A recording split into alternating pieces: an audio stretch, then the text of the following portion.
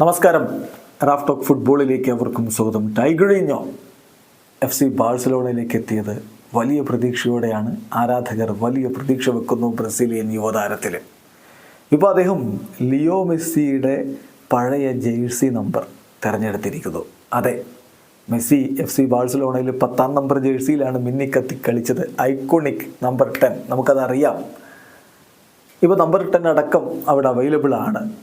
എങ്കിലും Victor rock എടുത്തിരിക്കുന്നത് number 10 അല്ല. മെസ്സി തൻ്റെ സീനിയർ കരിയറിൻ്റെ തുടക്കത്തിൽ ബാഴ്സലോണയ്ക്ക് വേണ്ടി 1-2 വർഷങ്ങളിൽ അണിഞ്ഞിരുന്ന നമ്പറില്ലേ, അതെ, നമ്പർ 19. അതാണ് ബാഴ്സയിൽ തുടക്കത്തിൽ വിക്ടർ റോക്കും ഇപ്പോൾ അണിയാൻ തീരുമാനിച്ചിരിക്കുന്നു. ഒഫീഷ്യലായിട്ട് കാര്യം പുറത്തു വന്നു കഴിഞ്ഞു. വിക്ടർ റോക്ക് 19-ാം നമ്പർ ജേഴ്സി അണിഞ്ഞുകൊണ്ട്, നമ്പർ 19 അണിഞ്ഞുകൊണ്ട് ബാഴ്സലോണയ്ക്ക് വേണ്ടി കളിക്കും.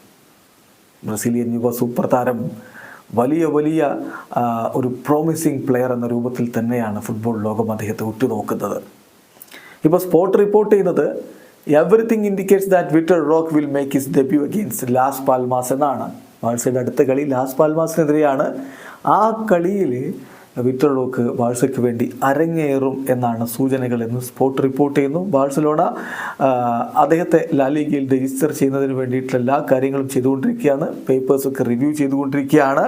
The player will be registered as a transferred player and not as a loan എന്ന രൂപത്തിലല്ല, ട്രാൻസ്ഫേർഡ് പ്ലെയർ ആയിട്ട് തന്നെ അദ്ദേഹത്തെ രജിസ്റ്റർ ചെയ്യും എന്നാണ് ഇപ്പോൾ സ്പോർട്ടിൻ്റെ റിപ്പോർട്ട്. എന്തായാലും ലാസ് പാൽമാസിനെതിരെയുള്ള ബാഴ്സലോണയുടെ കളി വരുന്നത് വ്യാഴാഴ്ചയാണ്.